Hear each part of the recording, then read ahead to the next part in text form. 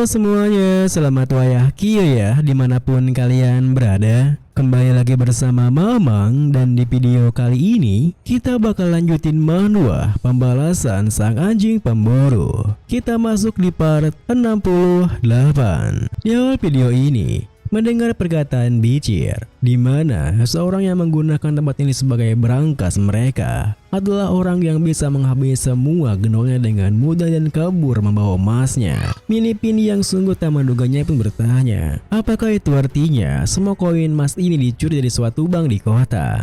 Bicir yang merasa jika cuma itu penjelasannya masuk akal pun tentu mengiyakannya. Terlebih, Bicir menjelaskan, setelah ia pikir lagi, baru-baru ini ada berita bank lokal yang kena rampok. Ia masih ingat betul, karena ia sendiri yang menuliskan berita itu. Seorang copycat yang menirukan kejahatan Naigon sembari bersembunyi di balik namanya. Bajingan itu menghancurkan beberapa infrastruktur Venesior, lalu kabur dengan membawa semua uang yang ada di semua gedung itu. Ia yakin salah satu korbannya adalah sebuah bank. Pelakunya menghabisi semua saksi dan hanya meninggalkan nama samarannya dengan cara mengukirnya menggunakan sepatu hak tinggi dan jejak yang menyerupai seekor ular raksasa.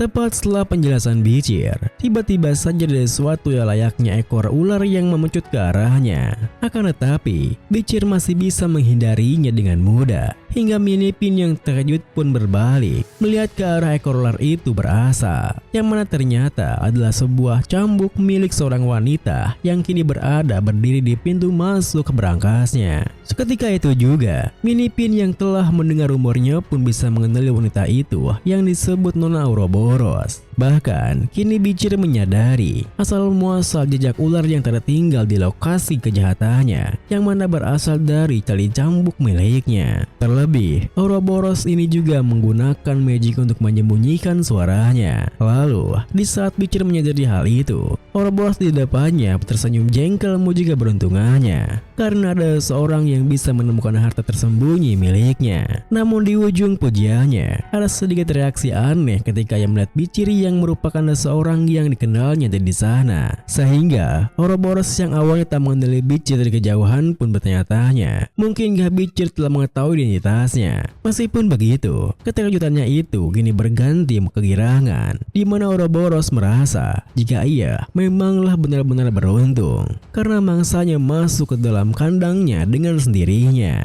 Seketika itu juga, Ouroboros yang kegirangan pun mengeluarkan aura miliknya yang begitu tebal, sehingga Bicir yang sempat menduga jika Ouroboros ini merupakan seorang yang mengenalinya karena reaksi anehnya tadi pun merasa jika setidaknya Ouroboros ini adalah level high rank graduator atau lebih tinggi. Bahkan Minipin yang baru saja mencapai level graduator pun tak akan bisa menang melawannya. Oleh karena itu, Bicir pun dilanda kebingungan apakah ia terpaksa harus melawannya. Akan tetapi, kalau ia menunjukkan kemampuan aslinya di sana di hadapan orang yang tahu identitasnya, maka ia bisa ketahuan. Lalu, saat Bicir dilanda kebingungan akan apa yang harus dilakukannya, Minipin yang menyadarinya pun sama sekali tak merasa heran, karena bahkan sang jenius yang dijuluki sebagai pahlawan pun akan merasa ketakutan saat menghadapi Nona Ouroboros yang seorang high rank graduator. Oleh sebab itu, Minipin yang tak bisa tinggal diam pun memberitahu Bicir jika polisi Venesior pastilah sedang berpatroli di kaki gunung saat ini, dan ia akan mengulur waktu sebisa mungkin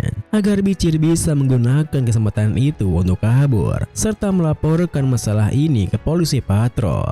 Pertemuan mereka memang singkat, tetapi ia merasa bersyukur karena bisa bertemu dengannya. Tepat setelah memberitahukan hal itu, tanpa menunggu jawaban Bicir yang kebingungan, Minipin yang telah mengeluarkan auranya pun menerjang maju dengan pedang besarnya. Akan tetapi, pergerakannya yang begitu jelas membuat Ouroboros bisa menghindarinya dengan mudah. Bahkan, Ouroboros bisa langsung menyerang balik sampai Minipin jatuh pingsan sesaat, karena serangan dari cambuknya itu bisa langsung membuat tulangnya patah. Hal itu pun membuat Minipin tersadar, meski mereka sama-sama graduator, tetapi perbandingan kekuatannya terlalu timpang. Namun, hal itu sama sekali tak membuatnya ingin menyerah. Bahkan meski Minipin tak lagi memegang pedang besarnya, ia terus menerjang maju tak peduli jika tubuhnya harus terluka oleh cambukan Ouroboros. Karena baginya, Beacher adalah seorang yang ditakdirkan untuk menjadi seorang Swordmaster suatu hari nanti. Untuk itu, ia tak bisa membiarkannya mati di sana.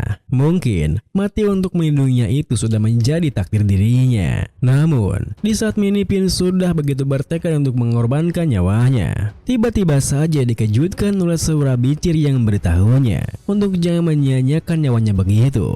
Terlebih, tepat suaranya berakhir bersamaan dengan sebuah cerahan lengket yang memancar menutupi wajah Ouroboros. Beacher yang muncul tepat di belakang Ouroboros yang berusaha menyingkirkan cairan lengketnya pun langsung saja menendang kuat pinggang kanannya yang membuat Ouroboros terhempas dengan keras sampai menggetarkan bukitnya. Tentu saja, apa yang dilihatnya itu membuat Minipin terkejut. Ditambah lagi, tanpa mempedulikan Ouroboros yang bangkit menahan lukanya dengan menggerutu. Kekuatan macam apa yang menyerangnya ini?